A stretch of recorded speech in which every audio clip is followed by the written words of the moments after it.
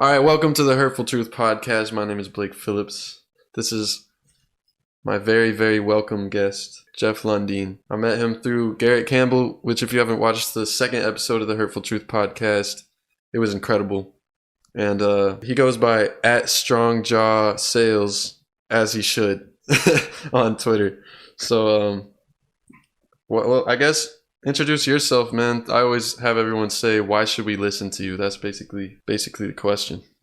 Yeah, I mean, you could choose or you can decide to listen to me or not. I have picked up a lot and learned a lot along the way. I used to be an air traffic controller, worked for the government. Like I accomplished the American dream of like go to college, get good grades, get a job in your field. I was making 150K, and then I was like looking around, and everybody that I worked with just hated their life, and everybody complained, and like that you know how energy, like you can just feel and feed off of other people's energy. Well, everybody in there was draining. Everybody was negative and just like shitty, not fun to listen to. And so, yeah, when I was 26, I had just read the 4 Hour Work Week, and that like the book resonated with me so much about like, don't work until you're old to then retire. And so I took a mini retirement, which ended up being 2.5 years, where I just quit. And they tried to get me to stay, and I just said, "No, I've already got plans. Literally, there's no way." And so yeah, went and traveled around the world. I spent 2 months in Yosemite. Rock climbing used to be my big thing, so I've climbed El Capitan like either 7 or 8 times. Oh, that's sick, man. Yeah, always in a day too, which is even better. You don't Wow. have to carry all the shit, which we can talk about that later. But yeah, so I went to Yosemite, then flew home to see some family, and then like had a one-way ticket to Colombia, and thought I knew Spanish because I had taken Spanish in high school, but I'd never practiced it. So I like got to the Bogota airport and realized that I didn't remember like most of my Spanish. And so I essentially just figured it out as I was going.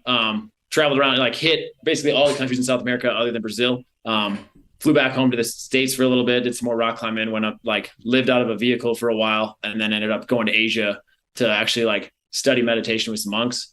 Was in a bunch of countries there, and like ended up in India and was like running out of money and super concerned about like, oh shit, I thought I was just going to figure out online business while I was traveling the world without putting any effort in. Like I had somebody build me a website and just didn't realize that you have to send traffic to the website.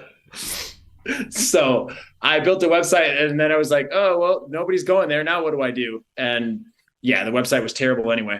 But failed there, failed a couple other businesses, got back home and was like just watching my savings account go down and down and down. And it was to the point where I was like, well, I need to, get a job or do something. I was spending that time like reading a lot of books. And that's actually when I first picked up Rich Dad Poor Dad. And that thing just like really changed my mindset.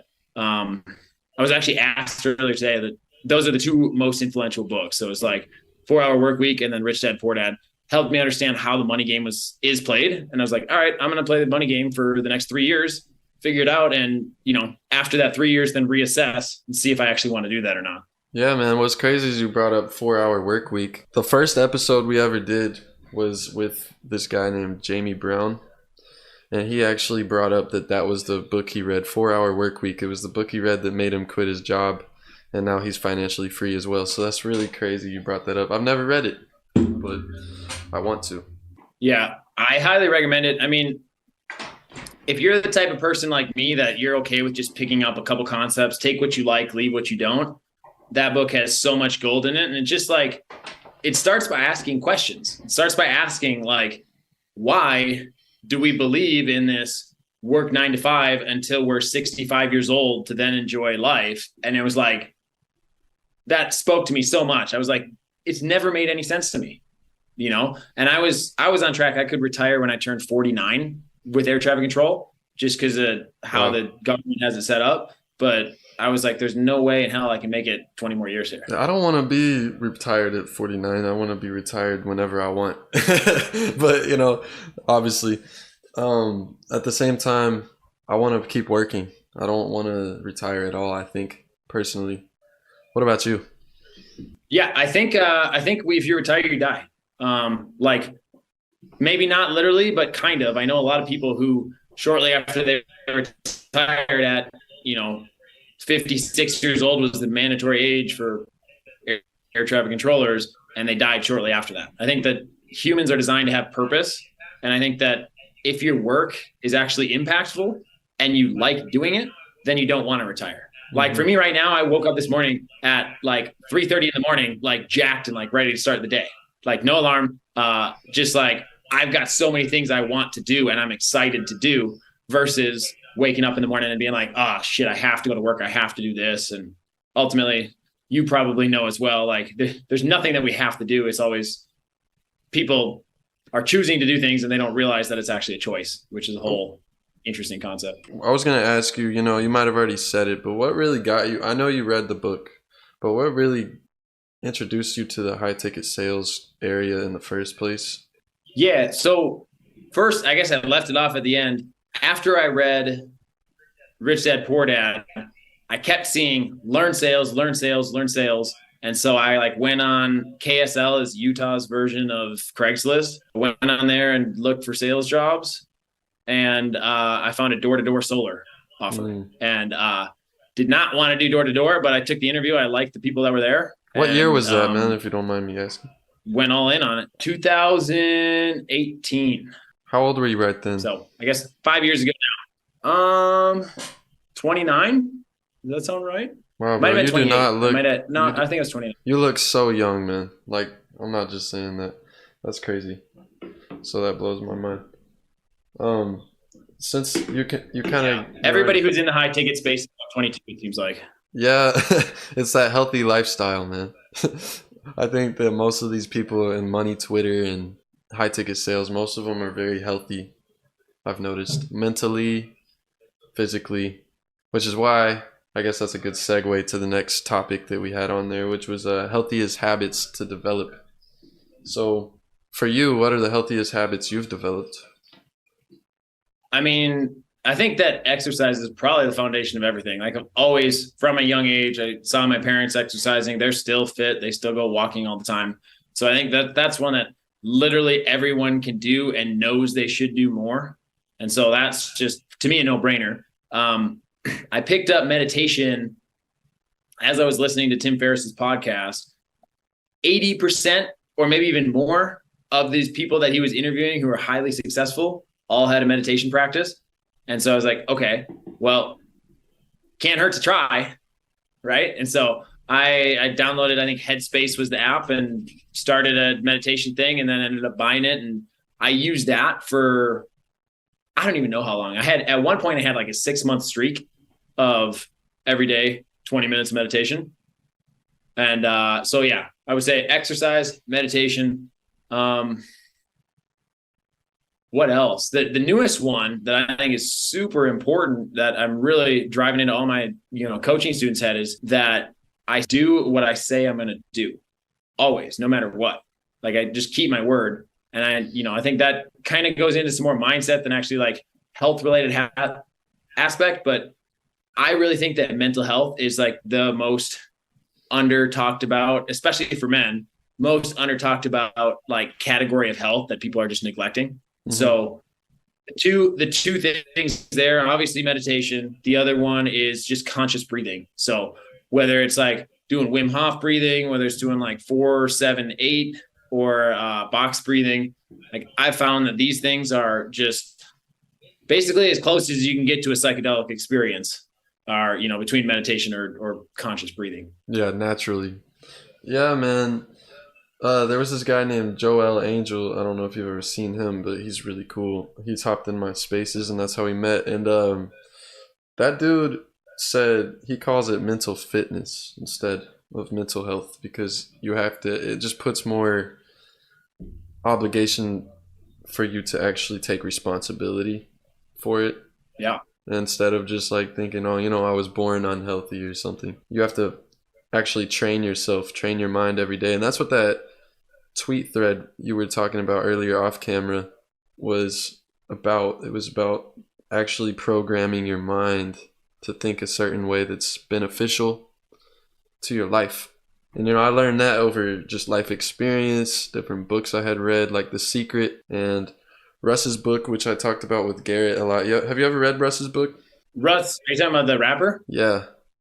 I didn't know he had a book. What's it called? Yeah, it's called Get Out of Your Own Way, or it's above that it says something else I can't remember. It's the real name. It's basically about the same stuff as The Secret in a way. It just explains it in his way, in his life. It's all in your head Yeah. is what it's called. Oh, okay. Does he have a song called that as well? I don't know.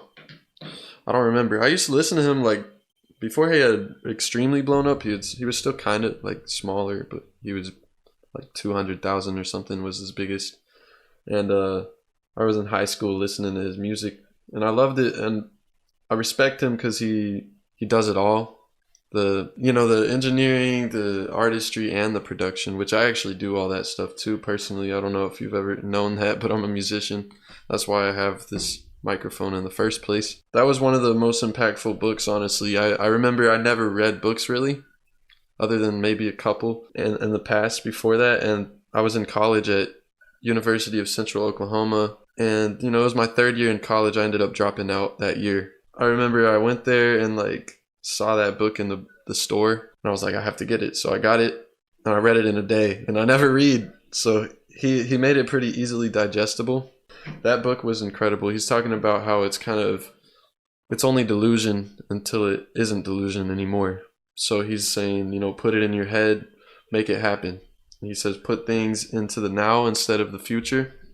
And that's exactly what The Secret said. My friend Antoine put me onto that book. And have you ever read that book before? No, I've heard many people talk about it, and I tried to watch the movie, but I've heard also some criticisms. I tried to read it, but then I couldn't get through. I don't think I ever had the book. I think I just tried to watch the movie, and I understand, or I believe I understand pretty much all the concepts that are in there. Like they're translated into so many different, like they're repeated over and over again. And that's how you know that it works, right? Mm-hmm. That's how you know it's true. It's funny when you listen to or read self-help books, it's like, they're all saying the same thing about success. And so it's like, well, even though this is, some people might call it pseudoscience, or it's not as like easily measurable as something like gravity, it obviously is true if all these people are saying it and describing it in different ways. Yeah, man.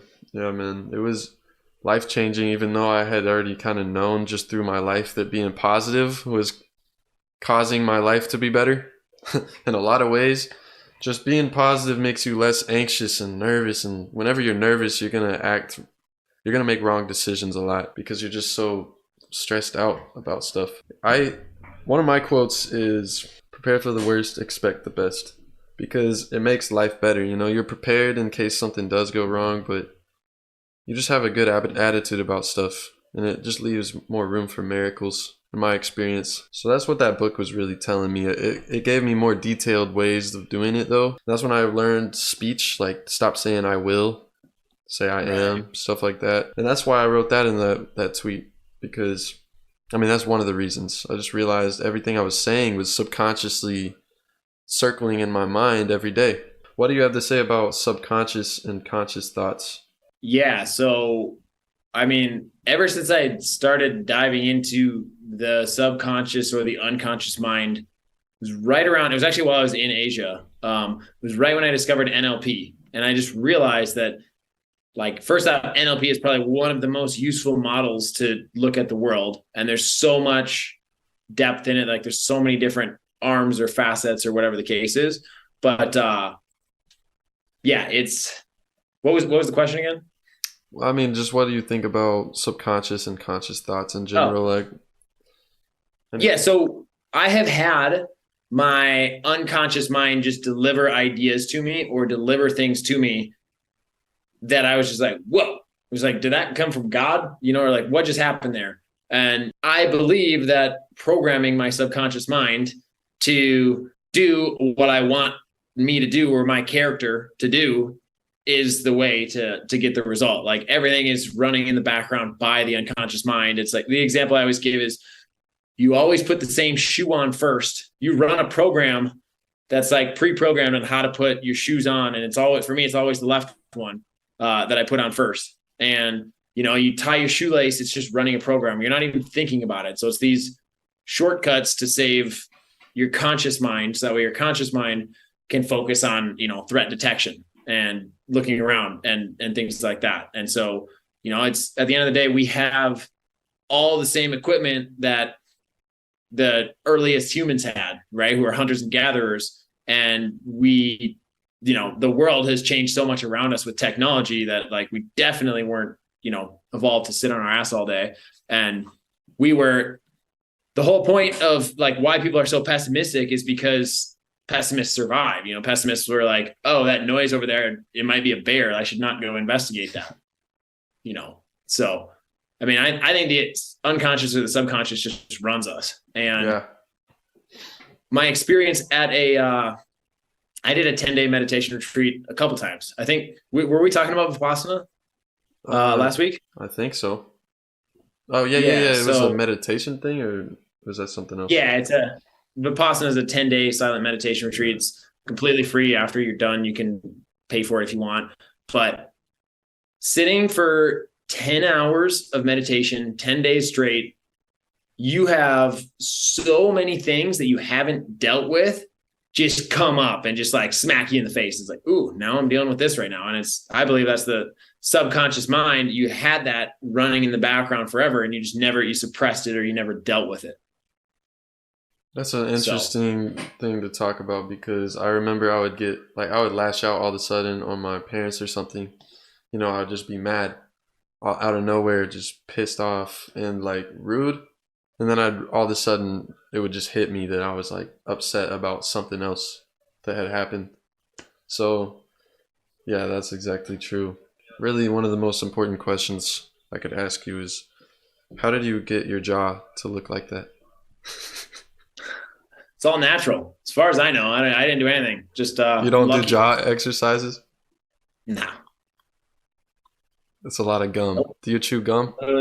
I do, but I didn't used to. I mean, I have a pack of gum right here, but yeah. But you always looked like that, kind of? Yeah, I mean, I remember that was like one of the earliest compliments I got from a girl, like when I was, I don't know, 7th grade, 8th grade or something like that, was like something about I have a very attractive jaw. And I was like, I don't even know what that means. And then as I got older and I kept getting more and more compliments about my jaw, and then people always will also like tell me I look like some movie star or who's got a strong jawline as well. And hey, man.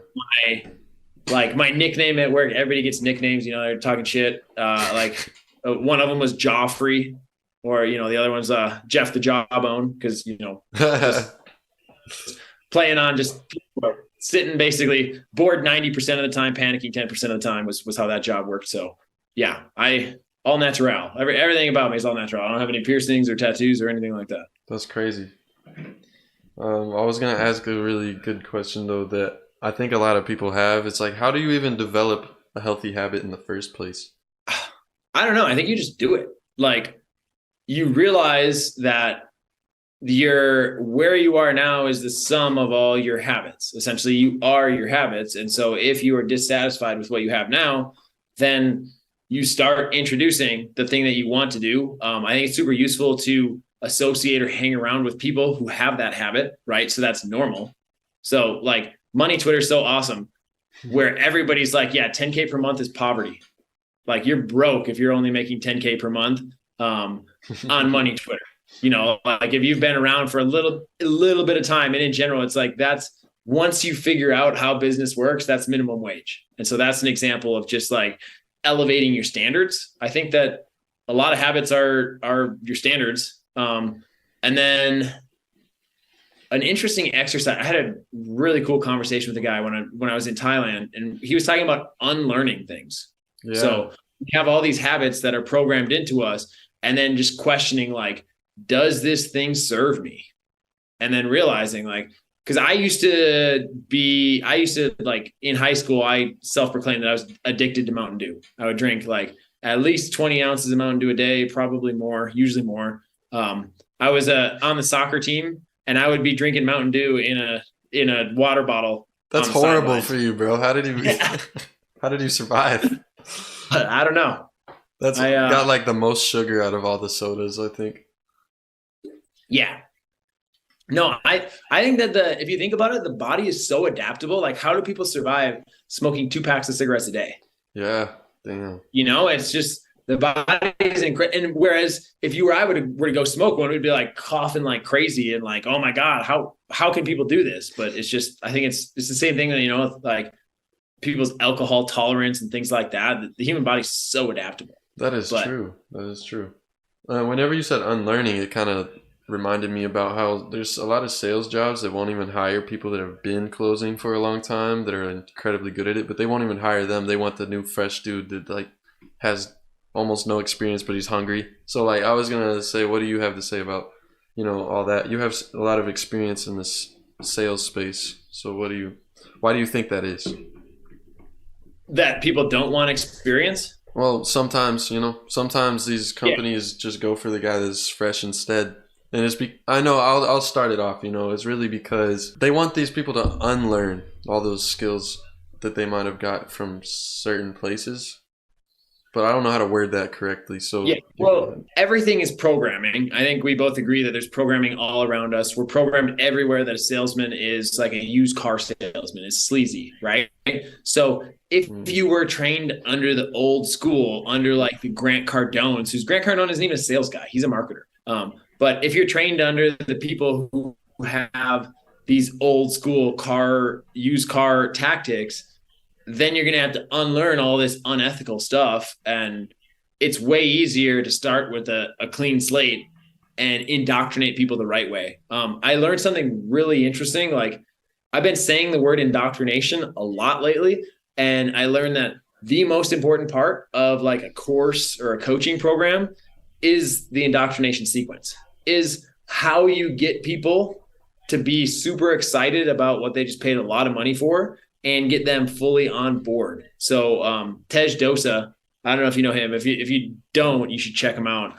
He's a copywriter, and he introduced me to a lot of these concepts. He's got this Clean Your Inner World. It's a 45-day challenge. You could almost think of it like 75 Hard, but it's way easier. And it's just like you give up all copes, like all substances, porn, all the things that you may not realize are self-sabotaging. Plus you introduce, a morning meditation practice. There's a nighttime routine practice. And then there's a couple other exercises that make no sense, right? Like one of them is bioenergetics. I don't know if you ever heard of that, but it's like saying that the body has memory and keeps score. And so we're like walking around the room on our heels like this. There's like a screaming exercise. We're doing all kinds of things that like people would literally think you're crazy. And he's just like, just don't judge it. Just do it.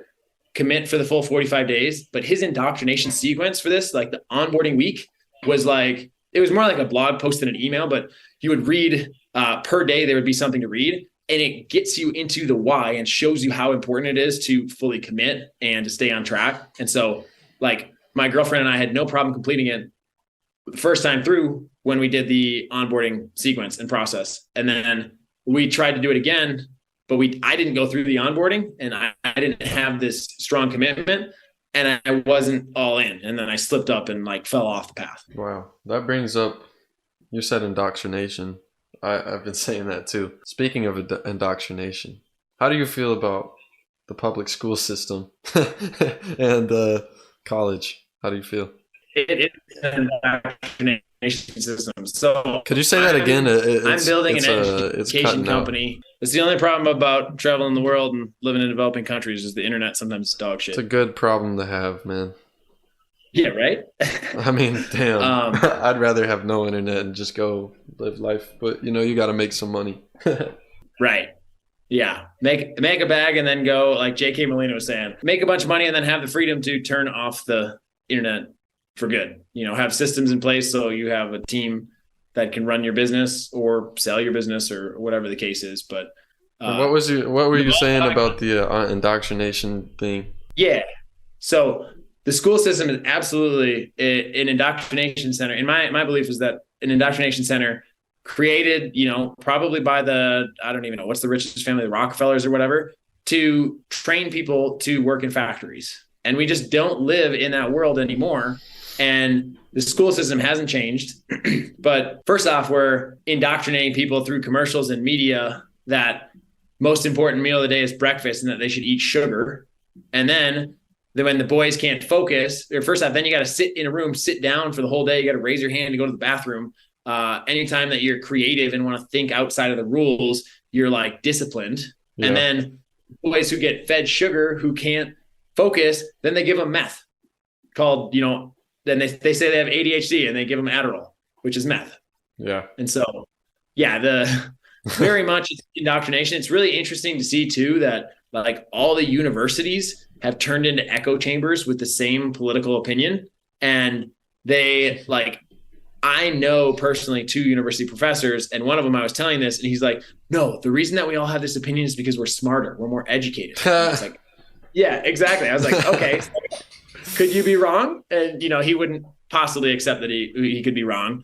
The other professor that I had, or that I know, is a professor in epidemiology. So studies infectious disease and statistics, and got like literally everything wrong. Like at the beginning, when there was this sickness that people got very afraid of going around. At the beginning, she like flew through Seattle Airport while Seattle Airport was like a hot spot. And I was taking a lot of precautions until we knew, what happened or how serious this was. And then afterwards, she was like, there's no evidence that masks work. And I was like, I'm not going to wait for a study to come out. I'm going to, this might work. So I'm going to wear one.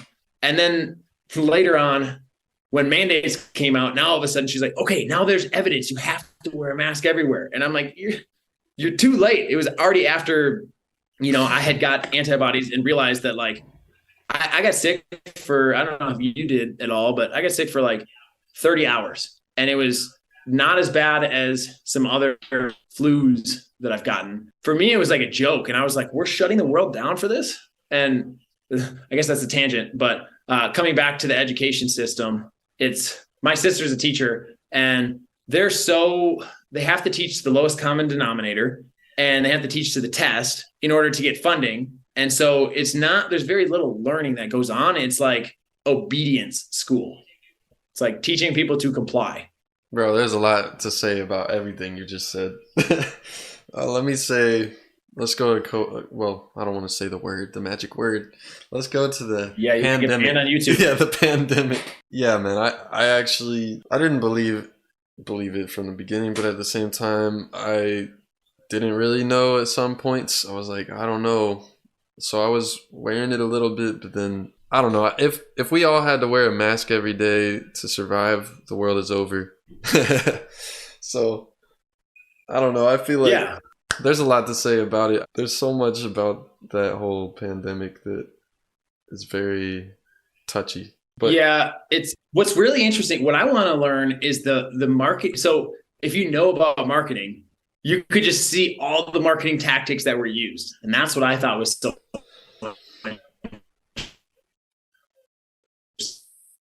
Hold up, the connection got shitty again. I'm gonna turn on my hotspot and see if we can switch over to there. But this is the backup plan. When I was in Minca, Colombia, the power would go out and the internet would go out down like once a day or something like that. So I had like 3 different SIM cards that I could run hotspots off of, depending on, because like if the power truly went out, then you needed to I couldn't use one of the SIM cards because that would be down, and then if the other one came out, but mess. Can you hear me at all right now? I can hear you, but you're frozen. I'm on a different network now. So I've had that happen to me during the freaking price drop on a sales call. Like, I'm like, no. Back all the value. And I'm like, yeah. And it's just $6,000. That's kind of funny. Did they buy? No. Shit. That's kind of a savage way to drop a price. $6,000. Boom. Just quick text over the invoice and. Damn. Yeah. All right. Where did you lose me? I said something, and then right after I said it, it was just. You said something about you got sick. You said, I don't know if you got sick. Oh, yeah. Yeah. So I got sick, and I was sick for like a day and a half. and it was like nothing. Like I had the flu the year before, and it was way more severe than how I got sick. When everybody's panicking, I'm like 10 days, and I'm like, this is what we're shutting the world down for.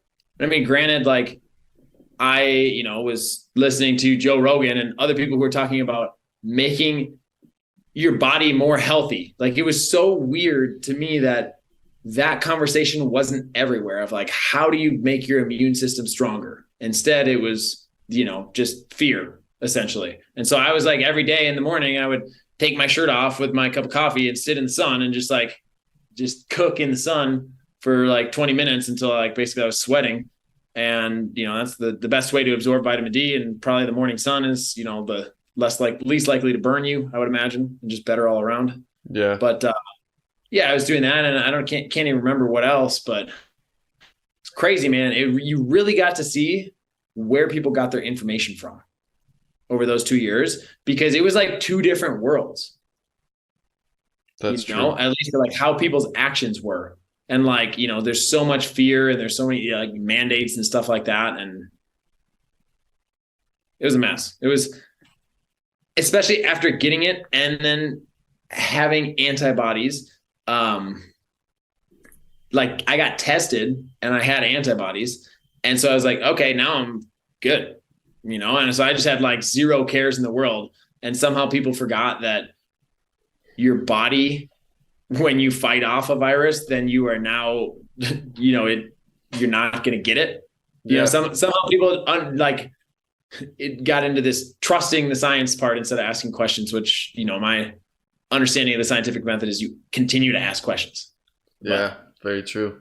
I was going to say there's this guy named York Cardiology. He has a YouTube channel. His name is Dr. Sanjay Gupta. It's not the same one, the American one that people see, but he's an Indian guy. And he said he's been in medicine for like 28 years, and he said that the best medicine is a healthy lifestyle. That's what he said. He said that a lot of these hospitals and all of them, they're just businesses using so many other ways. They're making money off the pills and stuff, but really the best medicine is just your lifestyle. 100%. Yeah. I can't remember the last time I got to the doctor.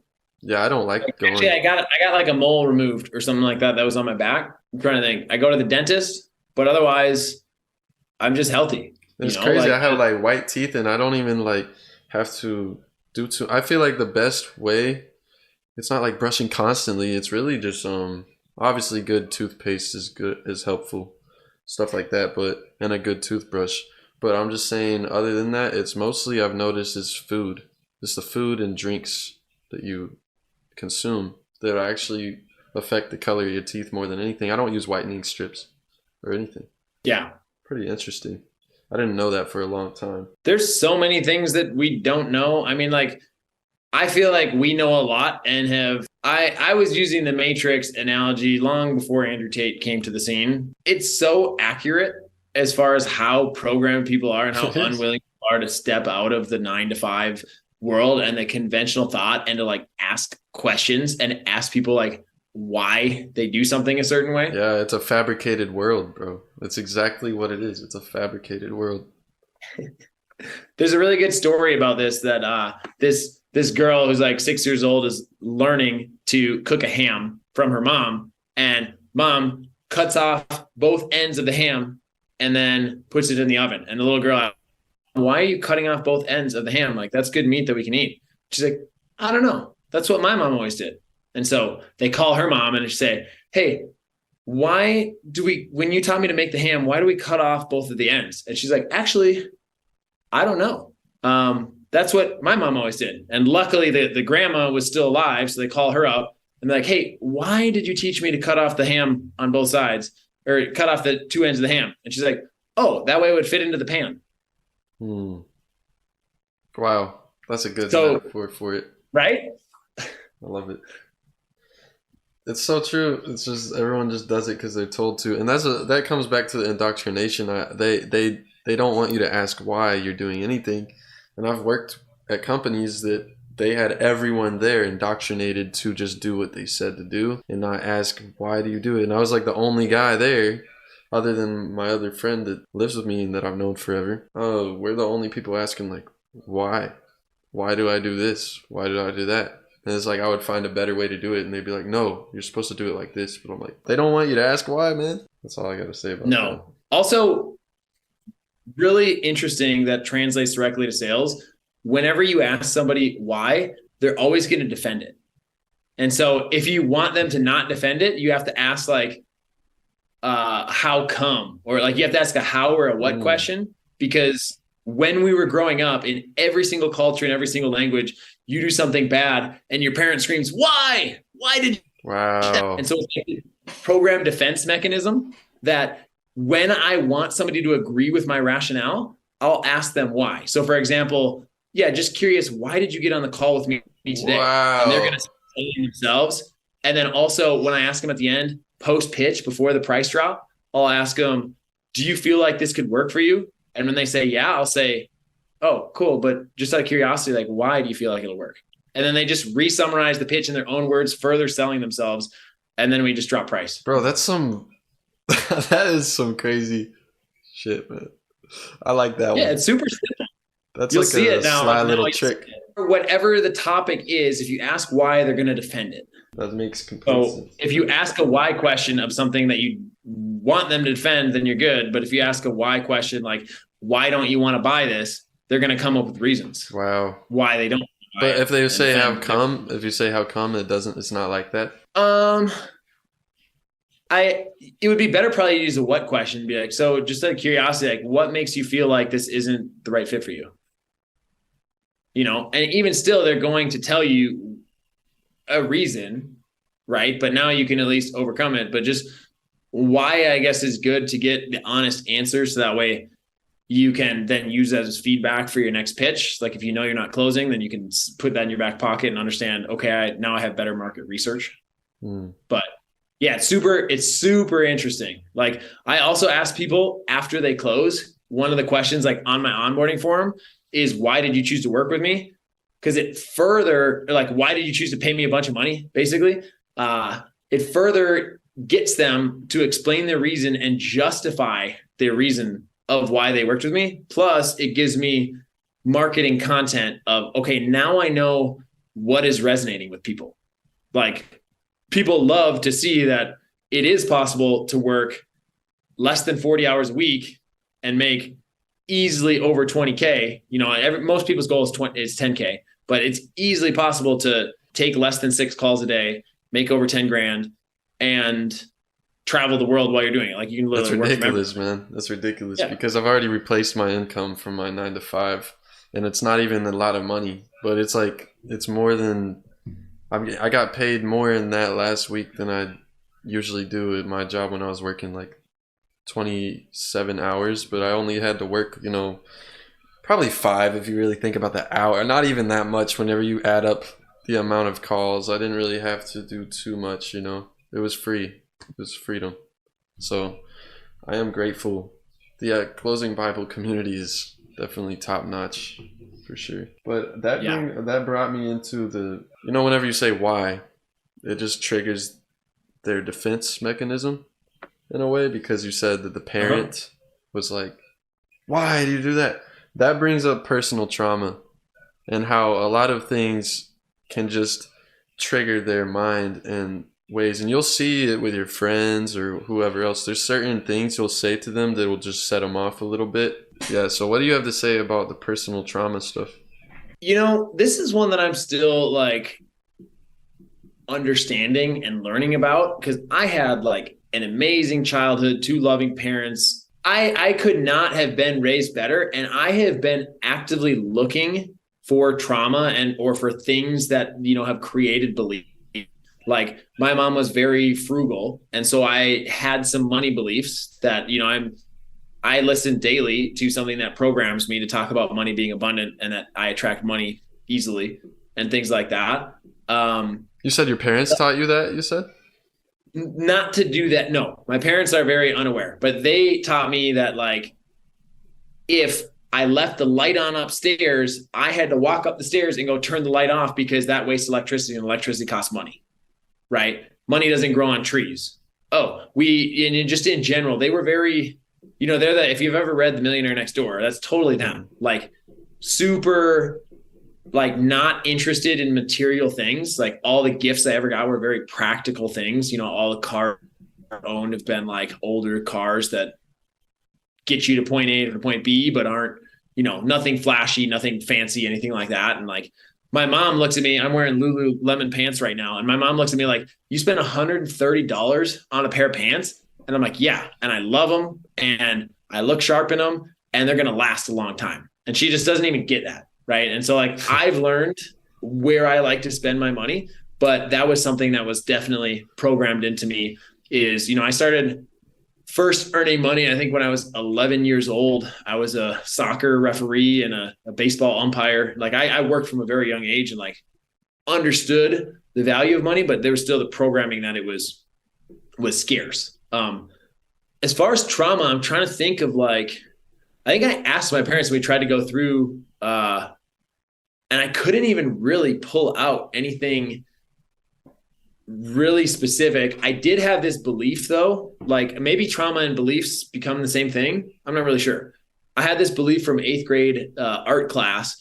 I got like a B and I was an A student or maybe I even got a C. And I was like, you know, ashamed and like, you know, probably like crying or I was very emotional when I was a kid. But my mom was like, oh, Jeff, that's okay. You're just not very creative. And so I took that belief and internalized it. And then I literally had that story for the next 20 something years that I just wasn't very creative. It comes back to the subconscious thing. Whenever you hear it over and over, it's just circling in your head. And then you start to find reasons externally to believe it.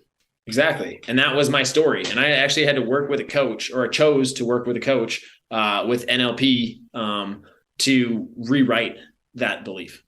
Wow. When it comes to trauma, I did say, yeah, I had 2 loving parents and like everything was all good. But then my brother did pass away when I was 14. So that's a lot of my beliefs have come out of that. You know, I had a lot of lessons out of that, a million lessons. And I chose to be positive about it. I was more positive than most would be, but it still hurt, obviously. But I was very positive about it, and my life was a lot better because of it. Because I believe that everything happened for a reason. And whenever you believe that, you make that how it is. Like your perception is your reality in a lot of ways. So I was going to ask, did you ever deal with grief or anything? Or was it just smooth sailing? I feel like everyone has their own personal trauma. It's just in different ways. Yeah. And maybe I'm just like suppressing it still. I'm actually about to start working with the hypnotherapist again to see where. The only real trauma that I can even think of is like in 6th grade getting, you know, I asked the hottest girl out and got rejected. And then, you know, I still like vividly remember that. Like that's, and that like sticks out very much in my memory. I can remember like what happened before, what happened after. That's crazy. A W, bro. That's honestly respectable. So the fact that you got used to, did that get used to rejection, or did it take a while after that? I think it took a while because like, yeah, in high school, I was just like pretty shy, really focused on school and sports. I was also like growing up, like in junior high or middle school, as people call it, I was like on the chess team and really good at chess. And, you know, in that age, like 6th to 9th grade, you know, kids are mean and bullying and whatnot. And so I kind of until 7th grade or 6th grade, I wore glasses as well. And so, yeah, I don't know. I still can't think of specific like trauma or anything like that, but like rejection, I think it was college. Like I got so confident in college, like, and I'm not even sure why. I don't know if it was just girls, if it was just life in general. Like I had really figured out I'm really good at school. Like I'm really good at taking tests, and I'm really like a multiple choice test. Give me the fucking bar exam, I could probably pass it. You know, like if it's multiple choice, because I just know how to take tests. Not me, bro. Not me. But I just learned how like to figure out what is the effort that's required and then put in to get the grade that I need and put in just a touch more than that. Like I would read the entire economics book the night before a test and just crush the test. Because I was like, I got the vocab words, and then I would just name drop because they were and I would just name drop the vocab words essentially that I heard. And I was telling one of my students that I learned in high school, you write to your audience. So like I had a teacher that had very left-leaning feminist beliefs. And so I wrote my paper about those beliefs. And then of course she's going to give me an A, you know? So that's just like, that's like kind of like that's like landing an interview. You always talk about that. I mean, whenever you're trying to land an interview, you're gonna try to go with what they believe in some type of way. You're gonna appeal to them in some type of way. That's what I mean. 100%. Yeah, if anyone's listening to this and you're looking to get a job that makes you actually financially free, you honestly should hit either me or Jeff up, because we can actually help with that. And even if like you don't invest in what we're talking about, we could give you some advice, I'm sure, to head you in the right direction. 100%. Yeah, I actually reject more people than I accept into my coaching program. And it's just because I am so focused on making sure that everybody gives me the best testimonial ever and refers somebody else, that it's just like, if I don't know 100% that I can get somebody to where they want to be, then I just won't even take them. Yeah, man. But, that being said, like I had somebody who had a good call with her, and then I referred her to somebody else who could help her, you know, or just even sent somebody else to like, go get on Tej Dosa's newsletter and your life's going to change over the course of the next 3 months. Yeah. Like there's so many resources out there. I don't necessarily like the saying or the framing of like being broke is a choice in this day and age for the internet. Cause I think that some people just haven't had enough learning of what it is that actually matters or what actually moves the needle. Like what I'm noticing more than anything is that it's people's beliefs. It's what they believe about themselves, their self-image, and just overall like coming down to their habits. Like it's like, no, you don't necessarily need to learn how to handle objections better. You just need to be better as a person and have. But at the same time, man, like, don't you think it's helpful for them to view it as a choice? View what as a choice? Being broke. You know, don't you think it's helpful for the broke person to think? Then probably. But if they're already in a bad mindset, then they're gonna potentially internalize that and then come up with the I'm broke and it's my fault. Maybe, but they might also take it as I'm broken, it's my fault, and now I'm gonna work for it. You know, that's how I did it. You know, for me, I started taking full responsibility for everything, and that moment changed my life. I think I was in 2020, something like that. I was 20 years old. At that time, I realized, like, all right, I'm not where I want to be, honestly, and it's my fault. And I started realizing, like, what could I do better? And when I started thinking of like that, like everything's my fault, but not like in a pity way, like sad about it. I was more like, what can I change? What could I have done better to prevent this from happening? That's whenever everything started going up for me. I love that. Who started this meme of everything's my fault? Because I agree the same thing. Like, I don't know. I just something. About it. Okay, I have seen that going around, but like. I ride motorcycles a lot, and I view anytime if somebody gets hit on a motorcycle, they get into an accident, it's the motorcyclist's fault, because they should not have put themselves in a position to not be able to avoid it.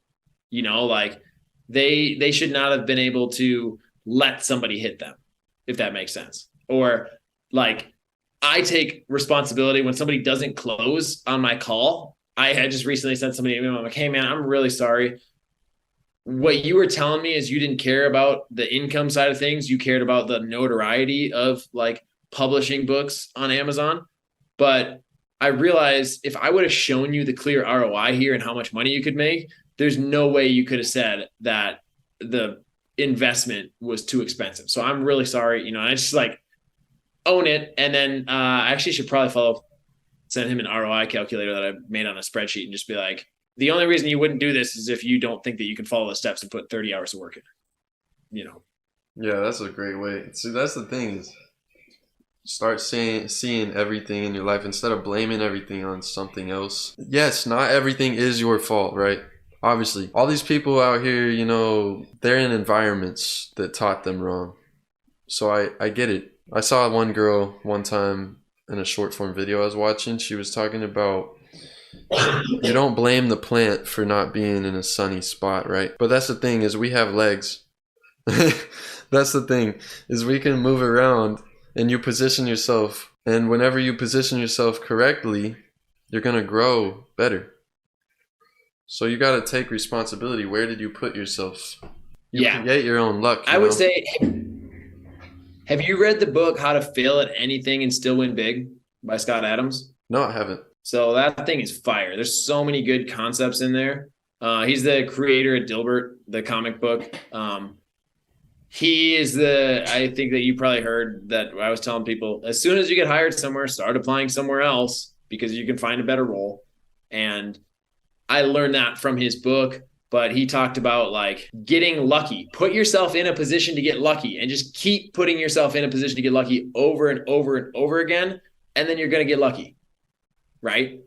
So it's like I'm a big believer in Bitcoin, for example, but I'm not going to rely on that shit. I'm just going to get some and have a strategy of like dollar cost averaging. And if it works out, then I got fucking lucky, and it already has worked out very well for me. But then, what is your understanding of asymmetric bets? Because that's like what I'm like so fascinated with right now is how many asymmetric bets can I make on myself or just define that.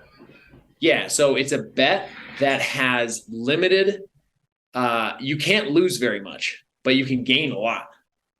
So the reward, the potential payoff is massive, but then the downside is capped. So it would be buying a call option. Everybody now thinks they're an expert at trading, which I don't think anybody should trade. Only in the bull run they think they're the expert.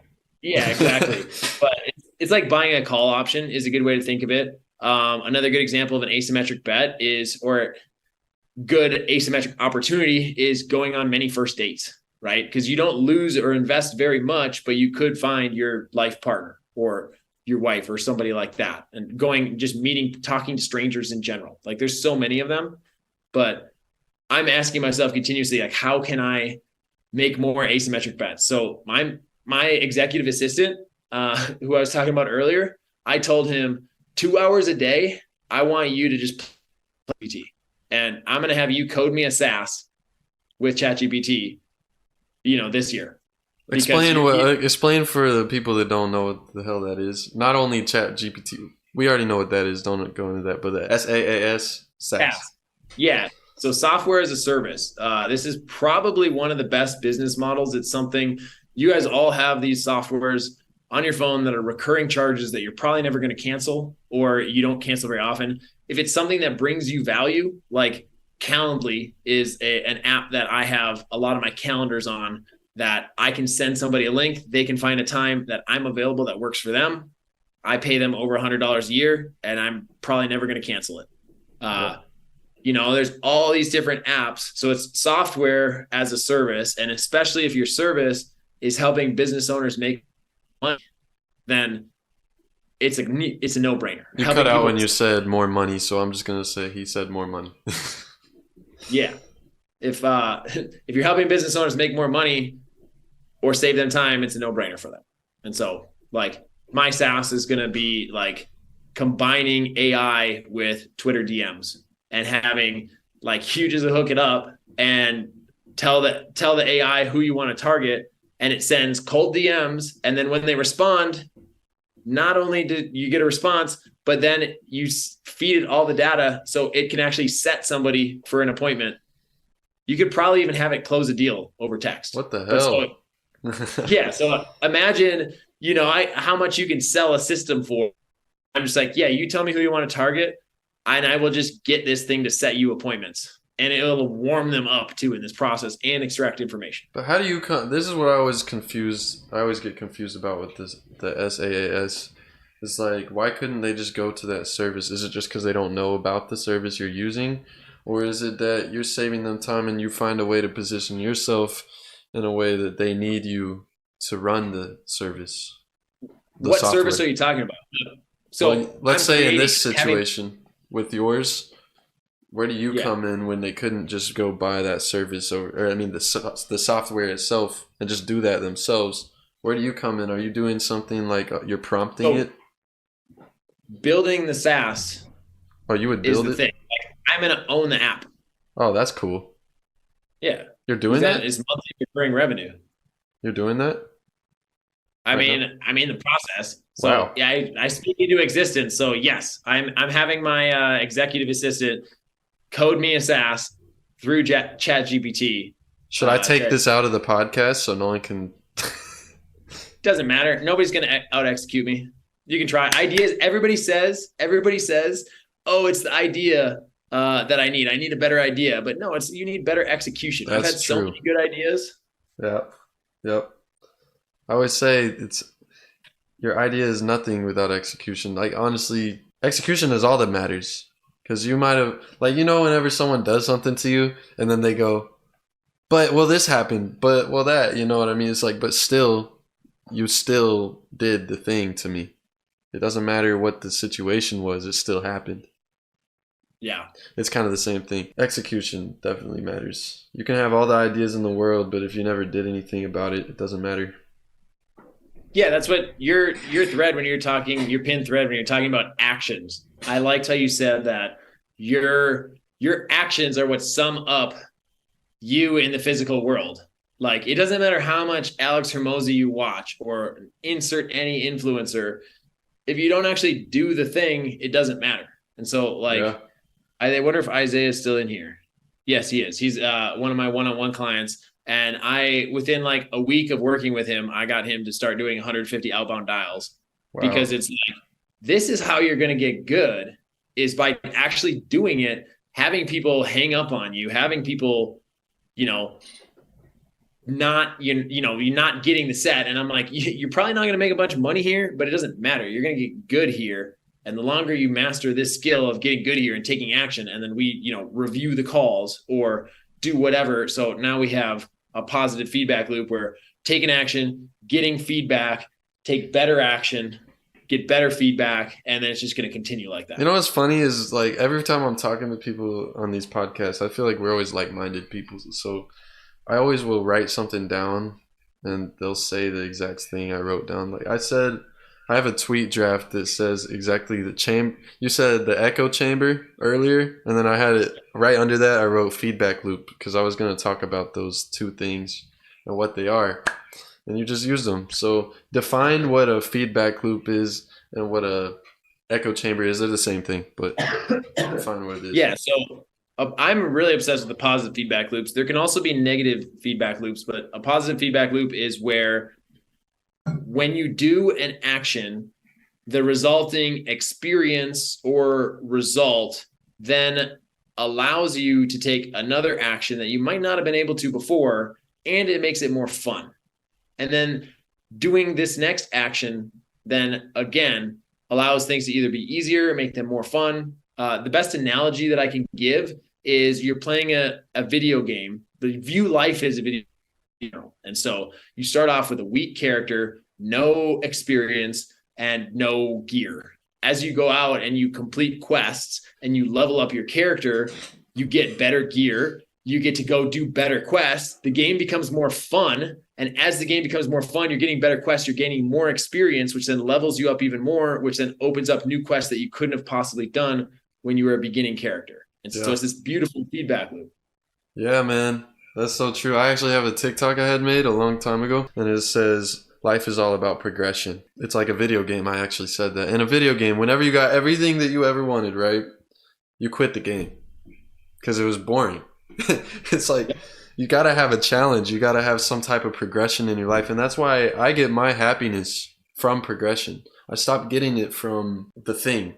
Don't get it from the destination. Get it from that journey, because the whole point of being here, to me, of life, the whole point is that journey to experience life. Because if you knew everything about life, you wouldn't actually be living life at all.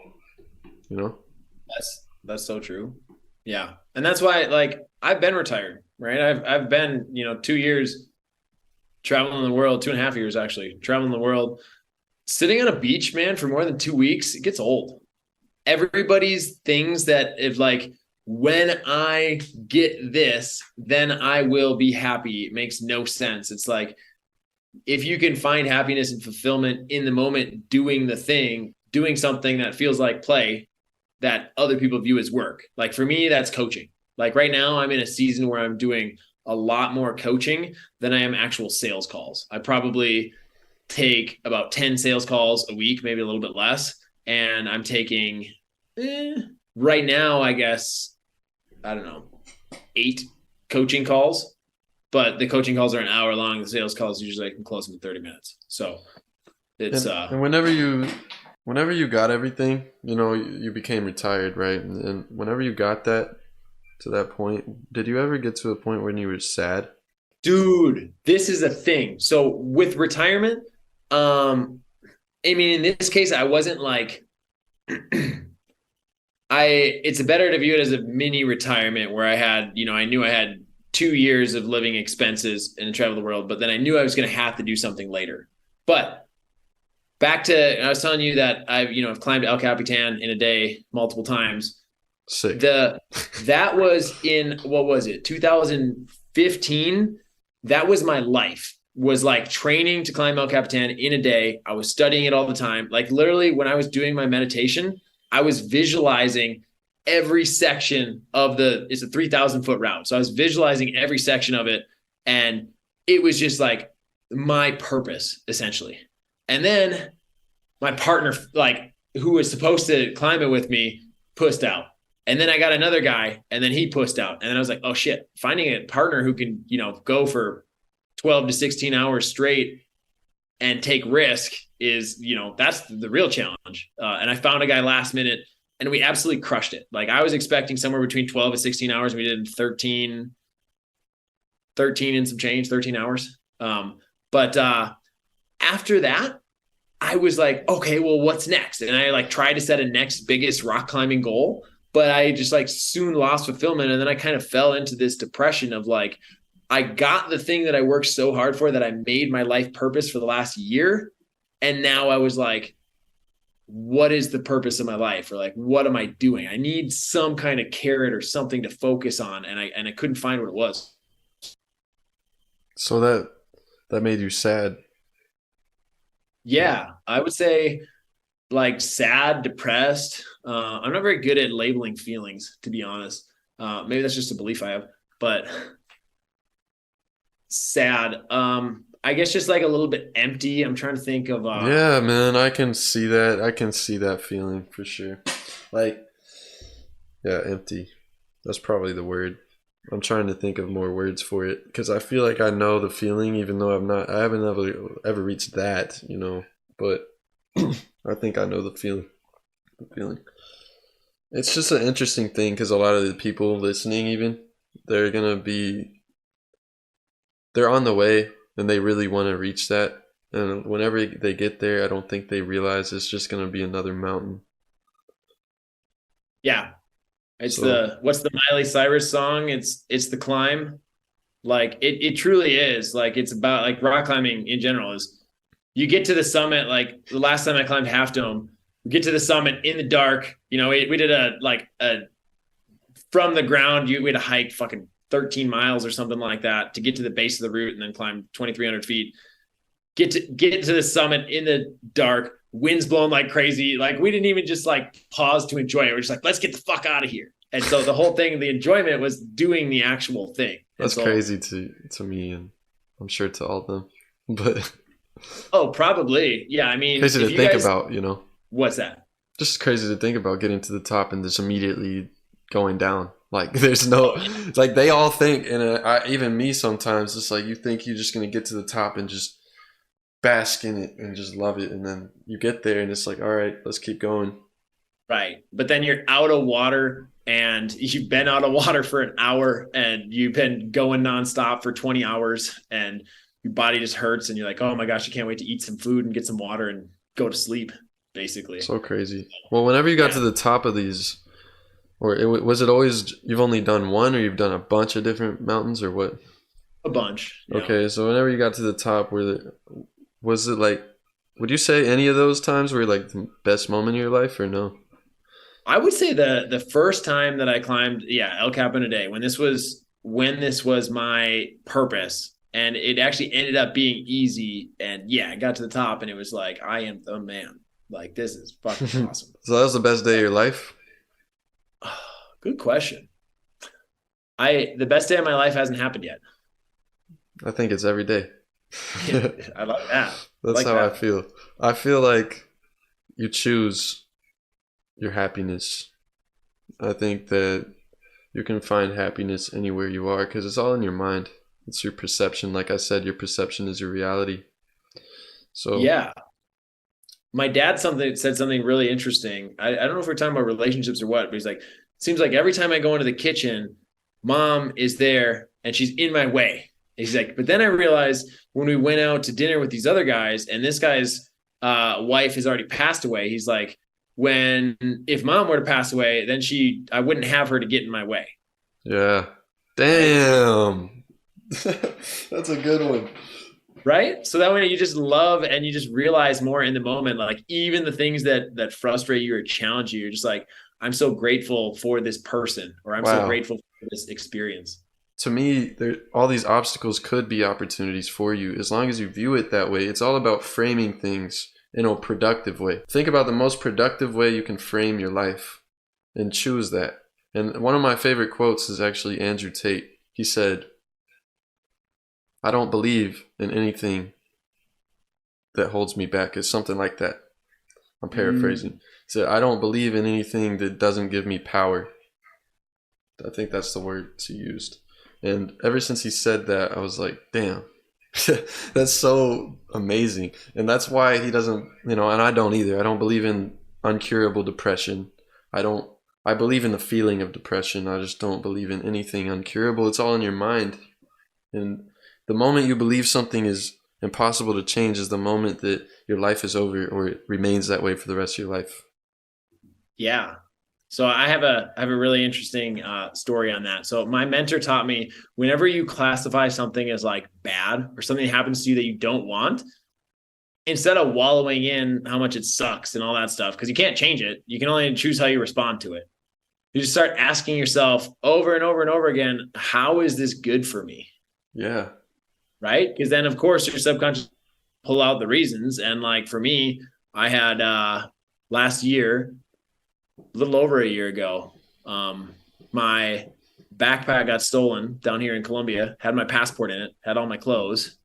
And I was like, well, this fucking sucks. And, initially I went into the like, oh my gosh, why am I in this country? Why are people like this here? And all this stuff. And then, like, when I started looking at the good, it ended up like I, at the time, was just barely like dating my girlfriend. And because like she was really helpful in me, like figuring out how to file the paperwork and get a new passport and all this stuff, and caused me to stay in that town for way longer than I probably would have. And now we're like in a very happy relationship. And so it's like, that Amazing. was the good that I saw come from it. What's even more crazy, to wrap this story up, is I almost never pray.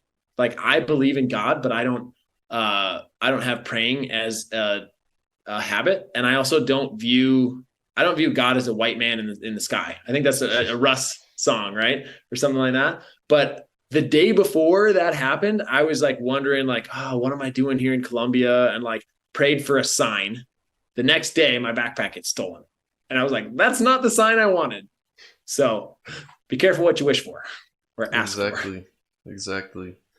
Speaking of that, like, man, that's a lot to go into right now.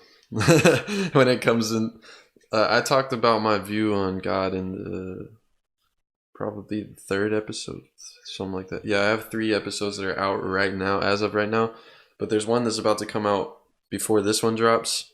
So this is episode 5. Nice. Episode 3, people should watch that for sure. I talked about that, and I'm not gonna go You should into it watch right them now just all. because it's a long. What'd you say? I said they should watch them all. Yeah, they should watch them all because they're amazing. But I appreciate you saying that. One of I my, only listened to the first 10 minutes of Garrett's, but I'm already it psyched. was incredible, bro. Honestly, all of them are amazing.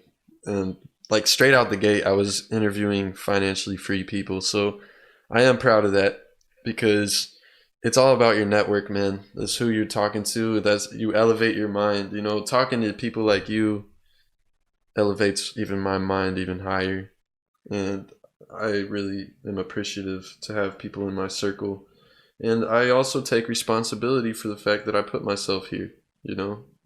I think that a lot of people don't realize it's not, now luck, like I said, it's something you create. So it's something you create. It's all probability. So whenever you start realizing what will give me a higher chance of something happening, that luck was created by you because you put yourself in that spot. It's like you're gambling. You're going to choose the thing that has a 60% chance of winning over the one that has the 30% chance in most situations. Yeah. Again, everything is your fault, including the good stuff. Yes, exactly. And to just to get through these different ones, I could go forever, bro. But the next one was methods to avoid distraction and remain focused. So, what are your best methods for just staying focused and being productive? I mean, I think the biggest thing comes down to the phone, right? This is a distraction machine. It's a way to make money, a way to connect us. There's a lot of good things about it, but most people don't put enough protective measures in place. So, like, my phone is always on do not disturb. You cannot make my phone ring. Like, I have an alarm that goes off at 8 o'clock. That's just, for me to be like, okay, I'm going to start thinking about where I'm at and start getting ready for bed. So that way I can wake up naturally with the sun or before the sun tomorrow morning. What else? I've moved also. So I still have like notifications that are, like when you get a new message, like a little tick goes up. Well, I just recently moved all those off of my home screen. So I have to swipe over consciously to find where any of those badge notifications are, because otherwise, like, I'll be using my phone to take notes or something like that. And as I'm trying to get into the phone, something will distract me and grab my attention. So I'm really conscious about, like, I think that I used to think time was the most valuable thing. And I used to actually had this negative association, and I still do not tolerate when people waste my time. But I've realized now focused attention is the most important thing. And so, like, the way that I structure my day is I want to get an hour of super focused work done, ideally before I even look at my phone, and so that's probably the biggest thing for focus and avoiding distraction is protecting myself with my phone.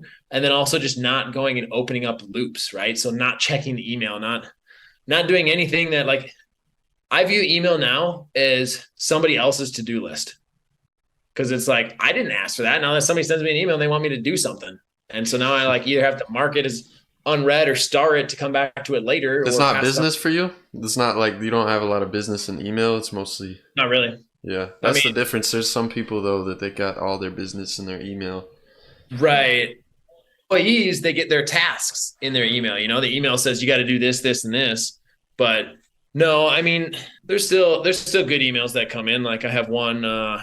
Joseph actually responded. I just started finding, I've had email addresses collected for a while, and I just started actually a newsletter and sending to them. So it's going to be an interesting process because I've just like not wanted to allocate the time. But going back to, was your question about focus or avoiding distraction? Both. So just productivity. I think it's just doing less. Like I can see that's crazy. A lot of people are going to be like, what? The key to being productive is doing less? Yeah. So I can see Brendan in here. He's one of my one-on-one students. And he was doing like 4 or 5 different business models at the same time. And I was like, if you want to get good at sales, you gotta let some stuff go. Like the more that you get all these A-level opportunities, you got to say no to the B's and the C's. And a lot of times it's challenging for us to have hard conversations and to let things go because we think that more is better, right? Yeah. And that's how we're programmed. And so it's just like, do less, but do it better. And then have more of your focused attention. Like I have the belief that we have like 4 to 5 hours of true deep focus work in a day. Like you could probably get more, but to be really sharp, I have the belief that you don't have like nobody's working 8 hours of full deep focus work. And if they are, I want them to coach me. I want them to teach me how they manage their energy. Yeah. And then even if they are, a lot of the time they end up being less productive in the long term just because they use all that energy up. Burnout. Yeah. Yeah, man. The next one was methods of self-reflection, which I could talk about forever as well. But for me, it is voice memos. I journal and talk to myself, but I don't have to say anything. I just turn it on, you know? Because even if I don't say anything, I'm just thinking. And it makes me be with myself. It makes you, because you know you're the person that's going to listen to it. I love that. Yeah. Yeah, I actually just started doing this. It was actually for asking for a raise and being really frustrated with one of the things that I'm doing where I'm getting paid hourly. I was super pissed, and was gonna voice note to the CEO and talking about all this stuff that I was mad about. And then instead I was like, actually, I'm just gonna record this as a voice memo and then not send it. I think Abraham Lincoln or one of the presidents would write letters and then not send them. Yeah. So the act of putting it out there gets it off of you. You get to say exactly what you think. And it's just a way to let go. So I ended up recording two they weren't super nasty, but I was pissed. And I recorded two voice memos that I just never sent. And now I can go back and listen to them and be like, yep, sure glad I didn't send that. That would not have gotten me closer to where I want to be. Wow. That's incredible to think about. I never really thought about doing that. Because sometimes This you're other just guy mad said- in the moment. You were saying? This other, and I thought it was really interesting. I've tried it a couple times, but whenever you're looking for advice for something or you want to reflect on something, write it down. He was saying open an app on your phone, but so yeah, write it down and then close your phone, go do something else for a sec, then pick it back up and act as if your friend just sent that to you. Yeah. And then give advice. And that's kind of how it is with my voice. Yeah, that's how it is with my voice notes, because it's like, honestly, the most important thing is just externalizing it and then being able to see it afterwards. Just getting it out of your head. Yeah, it doesn't matter how specifically. Just do it what works for you. But for me, voice memos is best because I can say a lot at once, and I have a lot of thoughts in my head just going back and forth. You actually brought up earlier about ADHD and ADD and how a lot of people are just diagnosed with that. But really, the truth is you can control your focus. Even if you do have you're naturally, really all that is, if you look it up, I'm pretty sure ADD is just a natural deficiency of dopamine. So once you realize that, you figure out healthy ways to get that dopamine, a healthy amount of it, you can be way more focused. And I've realized this. I don't know. I've set up my life in such a way I used to not be able to focus very well. And there are certain things I'm horrible at focusing at, like lectures for a long time.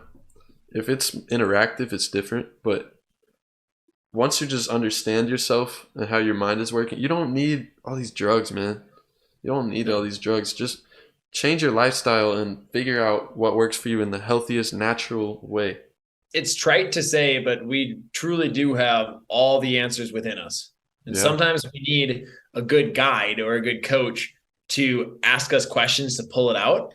But ultimately, we have all the answers. And that's what I think that sales is so cool, because you get to ask questions and you get to hear people say, oh my gosh, I've never thought of that before. Yeah. And then you get to walk them through different emotions and get them to realize they have a really serious problem.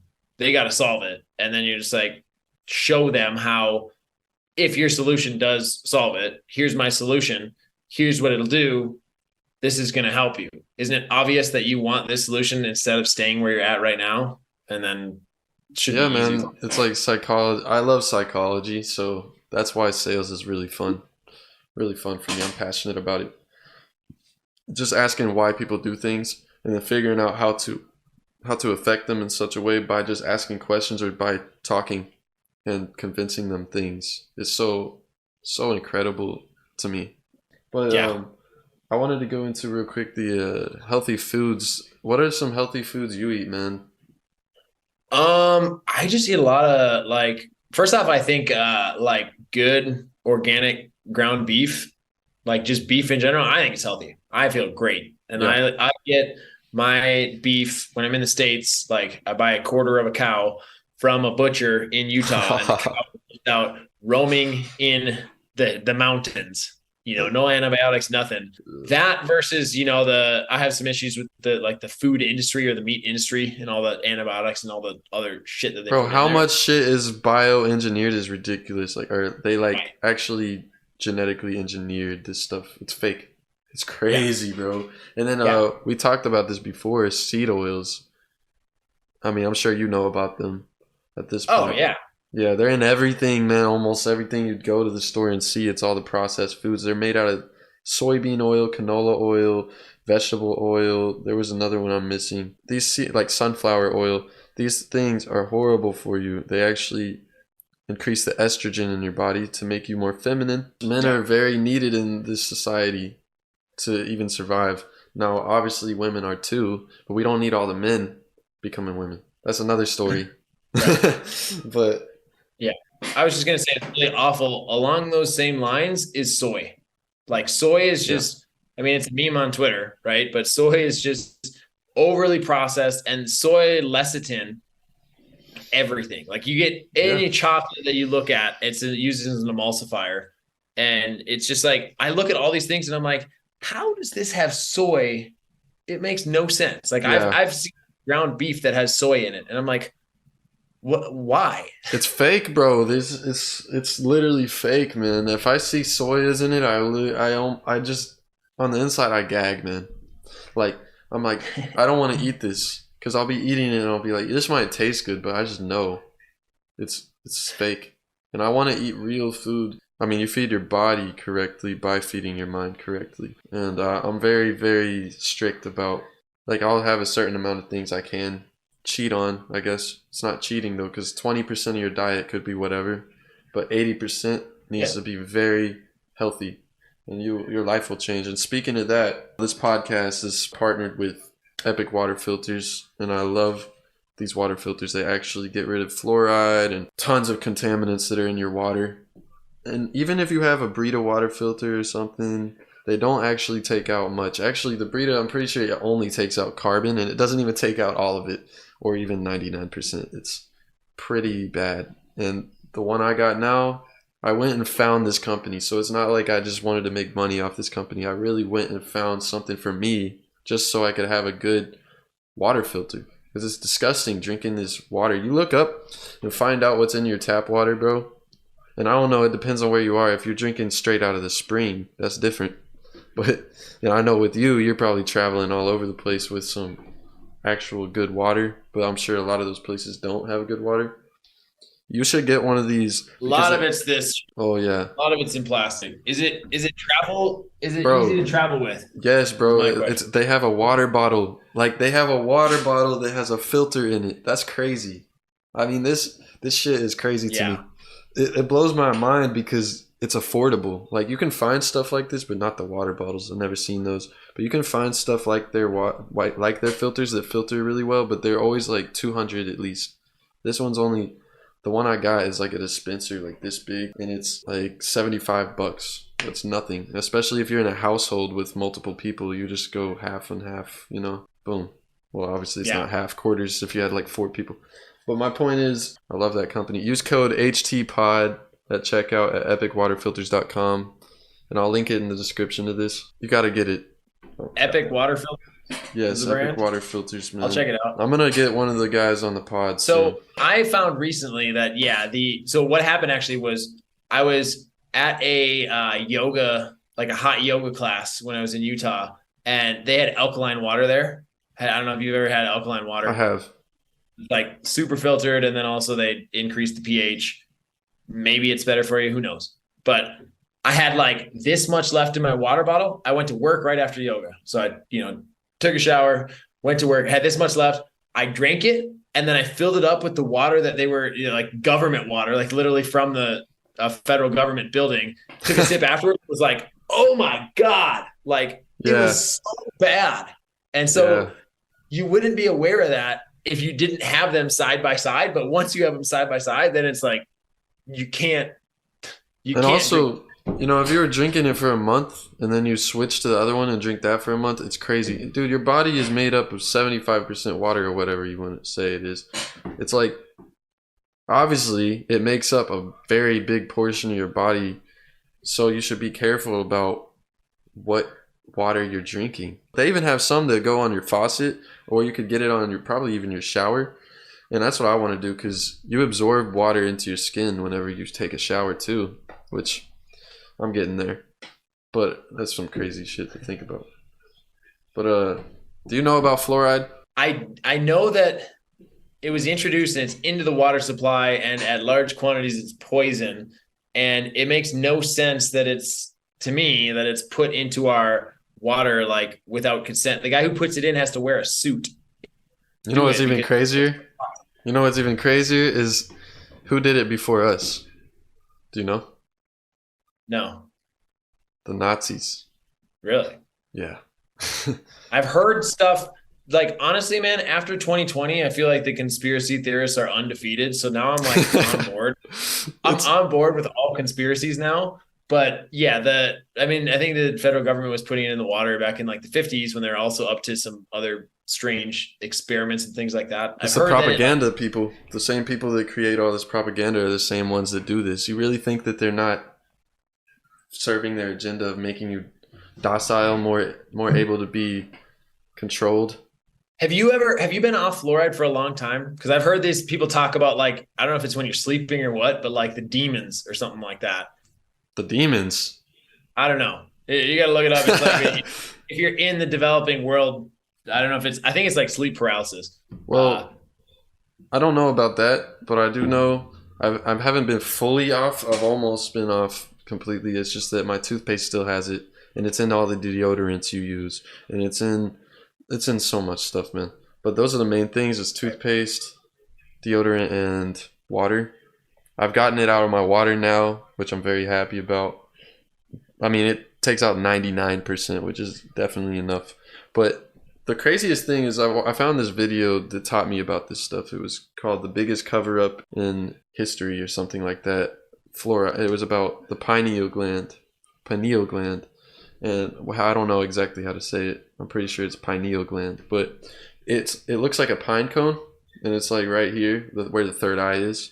And there's a lot about it you should look into, but that's what the fluoride does. It calcifies it, so it makes it to where your imagination is smaller, because that's really the stem of your entire consciousness is your third eye or your pineal gland. So it makes you less imaginative, makes you think more in a box.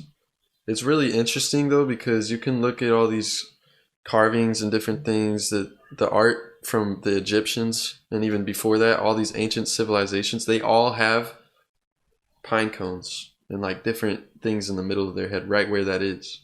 It's all these different. I've heard exactly the pineal gland. I've heard exactly that it calcifies it. Were the Egyptians like advanced way beyond? What are you? I think so. Something weird about that culture. Like, I don't know.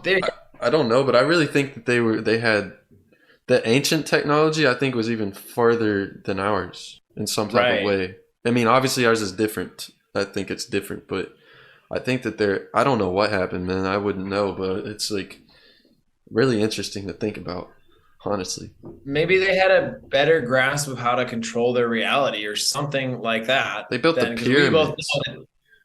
Yeah, exactly. What were you saying? So I was saying maybe they had a better grasp of how to control their own reality. Like, because we already know that we can control our own reality to some degree, and that we can bend it and things like that. But maybe they had a better understanding of how to actually do that. That's interesting, because they had those carvings with the pineal gland, and they must understand consciousness better, because that's the stem of your entire consciousness, which is literally what makes up who you are and your entire world and your perception of your entire world. So they must. If that's interesting, if they all had those carvings in there, and then they also built pyramids with, like, you don't even find it how they did it. I don't even understand how they did it. People think it was aliens, and maybe it was just humans that were so developed. I don't know. Now we're on some conspiracies, but I like it. I was gonna say, now this is turned into the conspiracy Twitter Spaces and podcast. But I like it. All right, last couple things before we ask them questions would be, I really wanted to ask you, what do you think broke minds don't understand about money? Because you're on a very high level when it comes to understanding money. Yeah. So I just asked myself this question recently, and because I've been on this trip that like I believe that everything's a belief. And so just what if money is just a belief? What do you mean? It is a belief. I mean, it's energy. It's like people. Yeah, it is.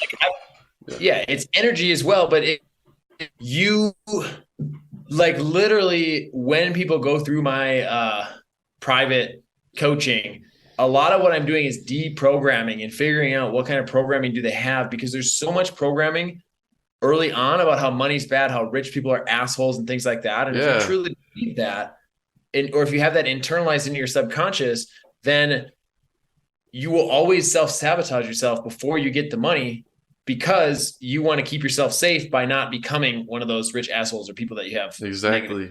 Whatever you think the villain is what you're avoiding as much as you can. Unless you want to be the villain. I said whatever you think the villain is what you're going to avoid. Unless you want to be the villain. But that's a different story. Here's another gem on that is like, just making money's easy. You know, you just got to find somebody who you can improve their life on. But in general, the gem here is nothing is hard. You just haven't learned how to do it yet, or you haven't learned how to do it well. Like, we can come up with countless examples of something that we think is hard that other people are like, oh no, that's super easy. Yeah, like right? Me, I know that, like, my parents, they don't understand social media as well. I had to teach them so much, and she's like acting like it's so hard to do the most basic thing. I think it's so easy, you know what I mean? Yes, 100%. The things that you do are only as easy as you believe them to be. So it always goes back to perception is reality, man. If you believe it's hard to get money, it's going to be hard. Right. If you believe it's easy, then you're just stupid for not understanding. You're going to go out there and figure it out. Like, you're going to go out there. I put myself in that position. I quit my job before I even had this stuff figured out, bro. I went into debt on purpose to get out of that situation. I wanted to replace that income. I want to be free. I want to be rich. And I felt, I would literally tell, my friends think it's hilarious. I'm always saying, like, if we can't get a client for this, we're stupid, you know, because we're good at what we do. So it's stuff like that. I would say things to that effect, and it makes me go do it because I don't want to be stupid. I'm too confident. I'm too confident to go and be something like that when it's an option. Love that. Yeah, man. So why is money a tool for freedom? I mean, you can solve so many problems. There's so many things like that you can do with money. Like, you can buy back your time. There's so many things that I don't want to do that I just pay people to do, right? I have an executive assistant now who I pay monthly, who gives me back at least 15 hours of my time per week. And so there's freedom right there, right? So my goal is to work less than 30 hours a week. And so using money to solve money problems is super useful. And obviously you can't solve all problems. Like, you can't solve problems that with money that money can't solve. Like, that's the thing. But you'll have a lot less problems if you solve all your money problems. But how much is enough money? I'm not really sure. I think that humans tend to have this, they say a number, and then once they reach it, then they say another number, and then they reach it and they say another number. And so it really, that's the mountain climbs that we were talking about. Right. Yeah. Mm-hmm. Yeah. I think that people will always extend their number to be higher. But I mean, one of my affirmations that I listen to in my identity document or my mindset folder, it says, like, I have more money than I'll ever spend. So that is enough. And so it could be, if you have, what your living expenses are, and you figure out, like the FIRE people, right? The financial independence, retire early, and how they can, once they have 25 times whatever they're going to spend in their life, then they can put it into an account that earns, if it's like an index fund, and as long as they don't draw more than 4% of it per year, they'll never run out of money. So that could be an example. How much is enough? It's really tough. I would say 10 Bitcoin. At the moment, of course. Just in general. I think that Bitcoin is going to be the thing that replaces everything. But I think that, I mean, that's way too much, probably. Probably one Bitcoin's enough, to be honest. But you got to wait for time to catch up. So until then, I mean, don't give me a number. Maybe more like, because it's going to fluctuate so much.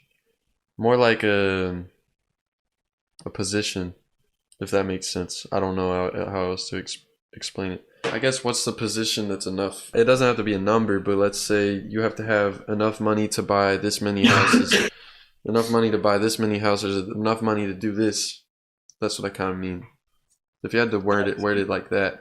Yeah, I would say to buy a stream. Wait, say that one more time. It cut out. What'd you say?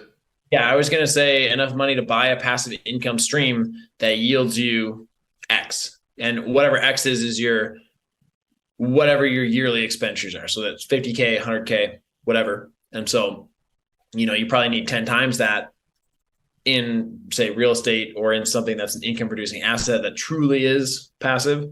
Because a lot of, most times passive income is just people selling you, people working 80 hours a week to sell you a dream or a scam or something like that. But also the big question that I have is, I think hyperinflation is coming, even to the US, even to the dollar. Yeah. And so if that's the case, then I don't know. If you're storing it in dollars, then how much is enough? At the end of the day, though, I'm here in the developing world, and I'll tell you, $1,000 is a month. $1,000 per month is enough here. Like, I could never work again and live here in Colombia the rest of my life. Easily. Wow. Bro, what? Yeah. I might have to come out there. Yeah, I mean, I always choose to stay in, better places with awesome views, like penthouses and things like that. But you could spend so little money here and just in the developing world in general. But specifically, Colombia is probably the cheapest country in Latin America. Wow. That's so interesting. I was going to say, how important is it to have a business model that's scalable to you? Or for me, I feel like the reason why I brought that up is you got to think about the potential of the business model that you've created and how. Do you think it's important, super important to you to have something that's able to be automated in the future, completely automated to where you don't have to touch it? Or is that just something you do after you've brought in the cash flow or what? I think you build something else on the side. I think that people spend so much effort and time trying to figure out how to not work, when instead they could just focus on doing work that they like. Yeah, true. Right. So I genuinely enjoy teaching and coaching and doing that. And I genuinely enjoy sales calls and selling. So for me, it's fun. It's just a game. It's a way better way to have your experience instead of, if the goal is to hurry up and get to a point where it's automated. I do like the idea of not needing to work, and this in the 4-hour work week, of how you can literally work less than 4 hours a week and make 100K a month. With the right systems and things like that in place. I've been asking myself a question. It's actually on my whiteboard at home. How can I spend 8 hours per day outside? Because we as humans were meant to be outside. And I always am out there trying to get sun, man. I love sun. Yep. Yeah. So I think that systems and things like that in place, I think very soon I'm going to bring on another coach for my coaching program to mainly in more value. So probably to add another call. But I think systems are really, I'm really focused on leverage right now. How can I do the highest leverage thing? I've done in the past, we build everything and then sell it. It makes so much more sense to build as you go. And I'm going to be charging way more once everything's built, fully. And I'm giving. Wow, that's interesting to think about. I think a lot of people don't talk about that. No, everybody thinks that you have to build first and then sell. You have to sell first to make sure that people actually want the thing. Because if they don't want it, I worked with a guy, actually. He was trying to sell to engineers, built this whole course. We spent probably 100 hours, and then nobody bought. And then we gave.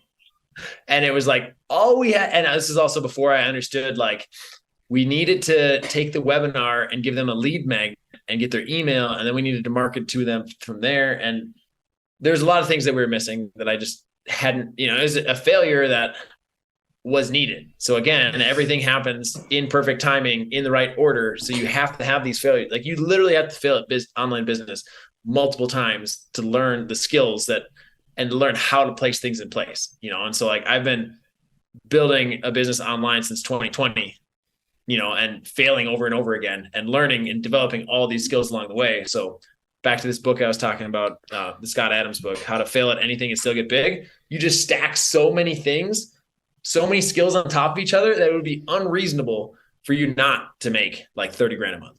Yeah, and that's where I'm getting right now because I've built so many random skills. Just they weren't random. I mean, they ended up compounding together. The musicianship stuff compounded with my video editing skills because I know how to chop stuff. And then my video editing skills taught me, well, once I went to short form, it taught me what things are unnecessary and what to chop out. But that's a really good point. All these compounding skills. I actually brought that up with Garrett in the other episode. And actually, you already brought up the next topic I was going to say, which was failures. I almost feel like you need to be more proud of your failures than you are of your success. 100%. I think the biggest character trait that a lot of people are missing is being willing to be wrong and being willing to look stupid. If I'm wrong, then I'm learning something. Because now somebody, like, I don't have arguments, I have discussions, and I'm hoping that the other person can win me over to their way of thinking because now I have a better model of the world. I love that you say that because I've literally been saying that so much. You could ask anyone. I've been saying the exact same thing you just said. It's like, I want you to prove me wrong. I put myself in a position telling you the truth on these podcasts, on anything. I'm going to say how I feel. And it might bite me in the future somehow, but like I'm going to tell you what I really think because then you can tell me and discuss it with me about why I'm wrong. If you prove me wrong, does that not make me smarter? It's like both of us smarter because I made you think about it. Even if I'm wrong, I made you think about it. Exactly. Whereas an argument, the goal is to win. Exactly. It's a discussion, though. What do you get from that? Yeah, it's a conversation. It's a necessary conversation. And that actually, we're almost out of it. We're almost done. But the last thing was, or not the last thing, but one of them was asking the right questions. The importance of asking the right questions. I wanted you to go into that real quick. The importance of asking the right questions is literally everything. So, I mean, this is what the 4-hour work week, at the very beginning, it's questioning assumptions. And it's just asking questions in general, being willing to be wrong, and trying to create a new model of the world that is more accurate. So have you ever heard the saying, the map is not the territory? I haven't. I like it. It's like a thing in NLP, and the best way that I can describe it is if I'm trying to walk around this town with a map that's on paper, it's not the actual town. And so it could be wrong. It is wrong. So we have maps of reality. We believe things are a certain way. We have the hierarchical structures. We have even the borders, the countries, things like that, states. All these things are just maps of reality. They're not the actual reality. One time, me and my friend, we were walking. He was looking at the map and we were walking along this fence. And I was like, I want to go on the other side of this fence. And he's like looking at the map like, it ends over there. It ends up. I'm like, bro, how do you know it ends over there? You just looked at a fucking map. So I was like, I'm going to go look. I don't care. I'm going. So I went and boom, there was a gate right there that I could crawl under. And I was like, they don't show you that on the map, bro. Exactly. So that's my point. Curiosity gets you very far. And I always say that it's so important. Curiosity is what took me to the knowledge that I have now. And it's going to take me farther because I ask so many questions. I want to know. A lot of these questions that I ask you anyway, not only are validating what I'm saying anyway, but then there's some other stuff I'm asking you genuinely because I want to know. Yeah. So, I mean, I believe everything compounds. So like there's this idea of competition, and it's like, no, if we collaborate, then people get smarter. We make better stuff. Like there's no worry about competition with people who are actually winners. Mm-hmm. Like, for example, I do one-on-ones with Garrett, and he's coaching me on how to build a sales coaching program as well.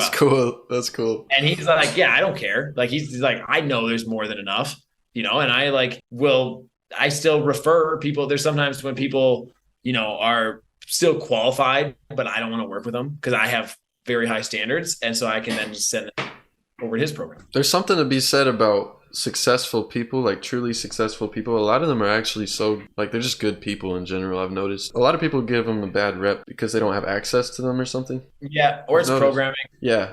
I've just realized though that like all of them, a lot of them, if not all of them, I mean, to get money, I think it's actually required to have this law of reciprocity kind of mindset, and like actually giving back when someone does something for you. That's the only way you have a good reputation in business anyway. So it's like literally required. Even if they're not technically good on the inside, they have to act, they have to move that way in a good way, if that makes sense. 100%. Yeah, so you doing that and him helping you, he knows it's gonna come back to him in some type of way. Last thing before we go into the Q, if you want to still do the Q&A real quick. Yeah, I just saw somebody was requesting, and I think he unrequested. Before we do that, last one was, I wrote down lifestyles in relation to risk. So I think what I was trying to say is a lot of people view this type of lifestyle of not being at a 9 to 5, like locked in a wage, as risky. Don't you think it's more risky to be locked in a wage when there's inflation? And it's not changing, dude. Your wage stays the same. They do that on purpose. Definitely more risky. Yeah, I mean, I've always been a huge risk taker. Like first in general, like rock climbing is risky. And then I got into speed climbing, which is like taking more risk to go faster and just climb better and have more fun. I think that basically the younger you are, the more risk you should take. You should avoid risk that could end up in prison. And then you should in jail in general, because then you essentially lose the game of life. But the more that you can fail, the better. Like literally the best changes come when you're at rock bottom. And so getting to failure and getting there fast, I think is important. And then, I mean, if you're collecting skills and you're going back to this talent stack concept that I was talking about, how many people's jobs are going to be gone because of AI, right? Because they only learned one thing and they never learned any other skills. Yep. Whereas if you have a bunch of skills, you are irreplaceable, or you are so valuable. There's a book that's called So Good They Can't Ignore You. The biggest risk that I've noticed so far is that I actually have to work and I have to care about my work and put effort and pride into it, versus when I worked for the government, I could fuck off for 4.5 hours. Yeah, exactly. You still get paid. 3.5 hours. I'd be playing ping pong on my breaks, like now in order to make the money, I actually have to put in the work. And there's risks of whatever industry you're selling in, for example, that could go into a recession or whatever. But ultimately, like, sales guys are going to be the last to go. Yeah, because it's the essence of business, man. Like, you got to have someone to sell something. You got to have the guy that sells it. Like, if you want to sell anything. So even if you're using an AI, maybe you could be the guy that's using the AI to sell. That's another thing real quick, is that like a lot of people build skills, if not everyone, but they're building the wrong skills. Because you got to build a skill that's irreplaceable, at least when it comes to AI coming in, and stuff like that. You got to be really intentional about what skills you build. Yeah. And you're never going to be able to predict the future 100%, and so it's just like the more skills that there are, like for me, for example, I don't think it's worth it for me to learn how to change the oil in my car. Like I have learned, but I just don't care. I'm just going to pay someone. Me too. To me, it's like that. Even if I have to sit at the place while they're doing it and it's taking time, it's still just me not doing something that I don't want to do. And like, maybe if we're in some Mad Max scenario, maybe I wish I would have learned how to change the oil, but I doubt it. Exactly. I agree with you. Then I guess we'll go ahead and do the Q&A now, man. Is Joseph, what's going on, my man? Hey guys, what's up? Yo. What up? Figure out my situation. I was listening on my computer. So, I would say this would be more towards like a younger self, but I still think I need to work on it. What is your process to completely eliminate a limiting belief or either decrease it? So what is like the A to Z process that you use to manage your limiting beliefs? That's a good question. I'll let Jeff go first. Yeah. So first things first is just awareness. Like the fact that you know what limiting beliefs are You're already a huge step above, more than half the population. So you can find them maybe by journaling. Sometimes you need just other people who are better than you to call them out. So that way you realize, oh, this might be a limiting belief. And once you are aware of it now, then you can be aware of, well, why do I have this belief? Could this belief potentially be wrong? Like the power of questions, like asking the right questions, like we were talking about before, asking myself, how could I be wrong or could I be wrong is one step. And then even just writing out how this belief could be wrong.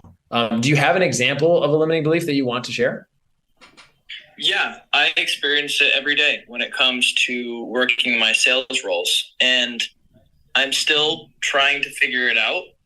I journaled for an hour and a half 2 nights ago, and I thought it was because of my incompetency when it comes to sales, but it actually was derived from I feared the outcome because I would make money.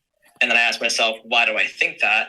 And there were two reasons, based off of past experiences of why I feared making money. So I'm at that stage now. Now it's, how do I completely change it? Like I'm aware, I know why I think it. So now it's like, what's the next step after that? Well, why do you fear making money? Like, is it fear of success or is it something else? It might be that, but two of the things that I wrote down was, number one, I don't want to take money because when I was younger, I took someone's belonging and I felt extremely guilty about it. Give back to him the next day. And I don't like taking people's money. I would rather them give it to me. So it's a fear of stealing in a way. And I don't like feeling that way. And the other one was my grandfather. He was very greedy, and I don't want to be greedy. I want to be generous. So those are the two things that I identified. Gotcha. So the second one that you talked about, this is a belief about rich people in general, that rich people are bad or that greed is, would you agree, Joseph, that you can have a lot of money and not be greedy? Absolutely. I mean, okay. Dave Ramsey is a great example. Yeah. So if we know that you can have a lot of money and not be greedy, what else do we need to, like, we just are fearing not being, I guess, like him, but is that mostly solved? Like, do you see yourself being greedy if you were to have a lot of money? No, because I wouldn't want to really spend. Well, actually, I wouldn't want to spend anything. So is that considered to be greedy? It could be frugal. Yeah. Why would you not want to spend anything? Fear of not having anything left. So that's like the real thing. Right? So we've circled back to, you don't want to make money because you're fearful of, if you have a lot of money, then you're not going to spend much of your money. And then you're like, because you're worried about running out. But you're in a position now where you're more close to running out. Wouldn't it be better to have a lot of money and then have those problems later on and deal with them? Absolutely. Cool. And that's where I'm like trying, that's a weird word. I would like to say something real quick. One of the things that you should think about is, I think Elon said it. Yeah, he said you'll get paid in proportion to the value that you provide. So whenever you view it like that, bro, you're providing value. You're not taking, you're providing. And that's the thing, is whenever you realize they gave you their money, you didn't take it, they gave it to you. As long as you're just performing, man, and improving their business or their life in some type of way, they don't view that as you taking it from them, and neither should you. You just provided them value. So that's the biggest thing, is that's why you get paid in the first place. Yeah, so exactly what he said. You're viewing it as taking money instead of receiving it or being given money. Right? Brute, yeah. I don't know if you know who Brute DeForce is. He has some fucking fire spaces sometimes. He had said this, and it still sticks out to me. The thief and the salesman get the exact same thing, but the salesman gets permission. Yeah. So I invite you to think about, you are asking for them to invest money with you, and if your product that you're selling or your service that you're selling is good, their life's going to be better. So it would be like, it's basically unethical and bad if you don't do a good job of selling it assuming the product's good, because you're now leaving them in a worse situation than they could have potentially had. And I have one more thing. I've been in that position, man, of like just moments. Even recently, I had a guy that was willing to invest at least $1,000 into something that I was going to do for him, and I started almost feeling like guilty. But then there's no reason, because if you're really providing something that's valuable, why would they ever view that as you taking it from them? That's the thing, is if you're really helping them in their business or their life, they view that as worth it, and you have to actually come at it viewing it that way.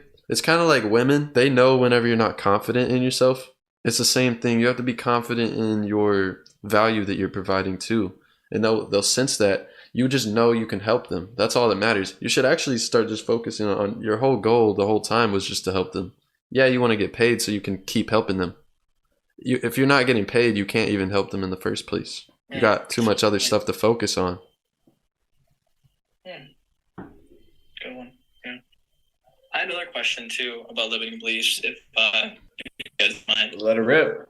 So I encounter this and experience it quite a bit. It's right before I begin work or any kind of like work, I feel this internal resistance, like pushing me away from actually doing it. Have you guys ever experienced that before? Yeah, of course. Just push through it. Discipline, brother. Yeah.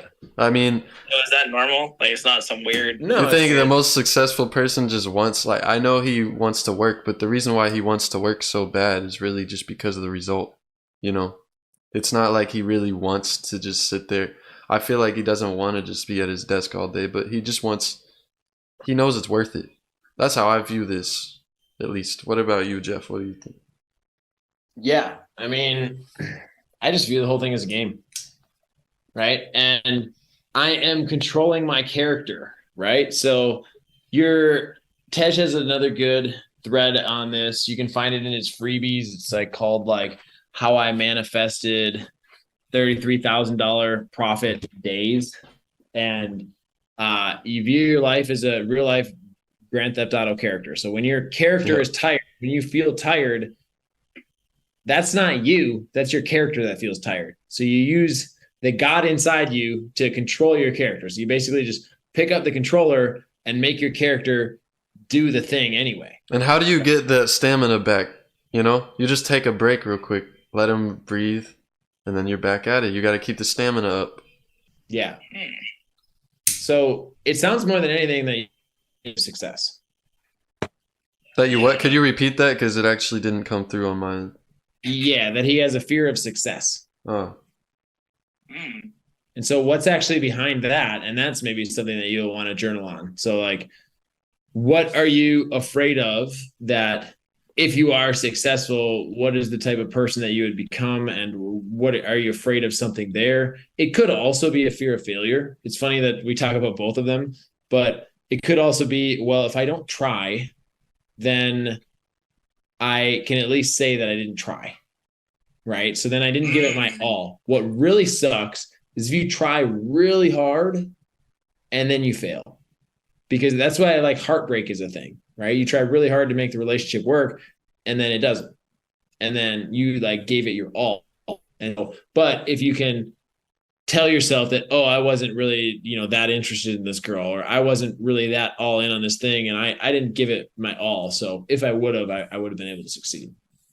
That's how the broke people stay broke, right there. Yep. Damn, bro. I never even thought about that before. I thought it was always just like a money belief. And maybe there's someone in your life, bro. Maybe there's someone in your life that you resent and they're successful. And maybe you just don't want to be like them. I'm just saying, I'm throwing things out there because it could be a million things, man. But the truth is, you know the limiting belief, so you're already ahead because you know it. A lot of people have the limiting belief and don't even know it's a limiting belief. They just defend it with their life. Yeah. Yeah. It's interesting because through some meditation last week, which was suggested by you, Jeff, like that thought came to my mind. I was like, oh, there's no way that I'm fearful of like success or failure. No way. But it's like, actually, now that I think about it, yeah. And now it's about figuring out why and what has made my unconscious mind think that way, and then how to revert it to like not fearing success or failure. I think it's mainly just like controlling the ego. Really, that's the main thing. Is like, Yeah. the ego. Well, that's interesting because ego can be good and it can be bad. Like Yeah. a good ego is good. Like, Well, too much of anything is bad, bro. sorry, what? I said too much of anything is bad. Yeah. So, yeah, I would say it's definitely just like part of the ego problem. Well, too much money isn't bad. I can't lie. Like you fail, you know? Yeah. Like more deeper things. You which don't will want definitely to. go So journaling. I would journal into both. Is it possible that I fear failure? And here's all the reasons why I feel failure, and write all those out. And then write out here's why I could possibly be fearing success. I don't want to be like my grandpa. I don't want to do this. I don't want, and come up with all the reasons. And, maybe you'll get some clarity there. The other advice, if you want to, this would be like hiring a coach and spending money, but from what we talked about last time, I think that that's not what you're aiming to do now.